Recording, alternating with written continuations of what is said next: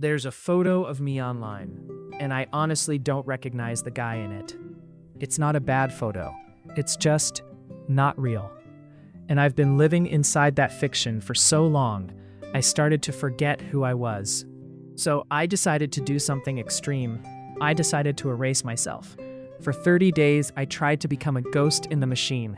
The terrifying part isn't that I failed, it's how close I came to succeeding. The moment I knew I had to disappear wasn't dramatic. It was quiet. I was at a friend's dinner, and I realized I hadn't heard a single story. My brain was somewhere else, scrolling a phantom feed, waiting for a notification that wasn't coming. I was a ghost in a real-life room. The simulation of my life had started to feel more real than life itself. My online copy was always smiling and productive. The real me was exhausted, anxious, and deeply lonely.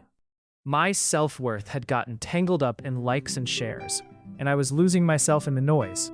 My attention span was shot, and my memories didn't feel real unless they were shared. So I made the rules. For 30 days, a complete digital vanishing act. No social media, no content, no news sites.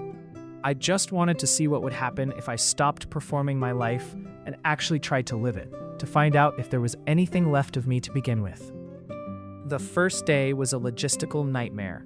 The modern world isn't built for ghosts. I tried to drive somewhere new, and my thumb instinctively went for the Maps app. It wasn't there. I had to dig out a dusty, ancient street directory. But the real shock was psychological. The silence was deafening. In all those little moments where I'd normally scroll, waiting for the kettle, standing in line, there was just nothing. My thumbs would literally twitch, reaching for a screen. My brain, used to a constant drip feed of information, went into full-blown withdrawal. Those first 3 days were pure, unfiltered boredom and anxiety. I was left alone with my own thoughts, and honestly, I wasn't sure I liked the company. Then, around day 4, something shifted. The frantic energy faded, replaced by a slow, creeping calm. The world started coming into focus. I had a full conversation with a barista and didn't once think about my phone. I noticed little details, the way light hit a building, sounds I'd never heard before. My brain, no longer cluttered, felt like it was healing. I started reading whole books again. But it wasn't a perfect escape. It was intensely lonely. I missed the inside jokes, the viral moments. One evening, a friend called to talk about a major world event, and I had absolutely no idea what they were talking about. I was an island. The pressure to be interesting was just gone, and in its place was a quiet, solid sense of self I hadn't felt in years. The moment it almost worked happened around day 25. I was sitting by a lake. I had no impulse to take a photo, no desire to craft a clever caption. The experience itself was enough.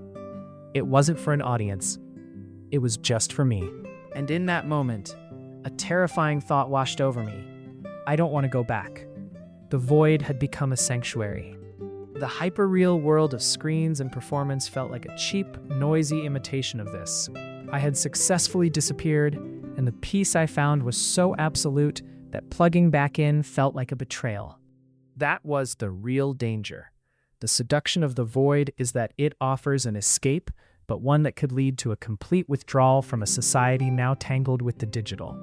It almost worked because for a moment, I was willing to pay that price.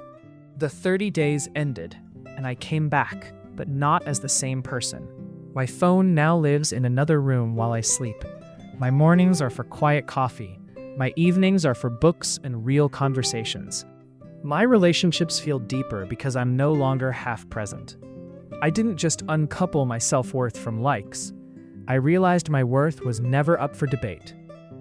This experiment taught me that the goal isn't to erase yourself.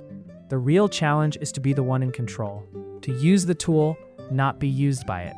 I didn't erase myself. I found the person who was buried under years of digital noise.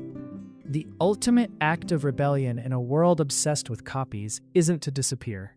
It's to be so grounded in your own reality that the digital world becomes a small, optional part of it. It's to be unapologetically, authentically real. So, I'm curious, have you ever felt this digital burnout? Have you ever had the urge to just unplug? Let me know your experiences in the comments. If this story resonated with you, think about subscribing for more journeys into the quiet spaces of our loud world. Thank you, truly, for your attention.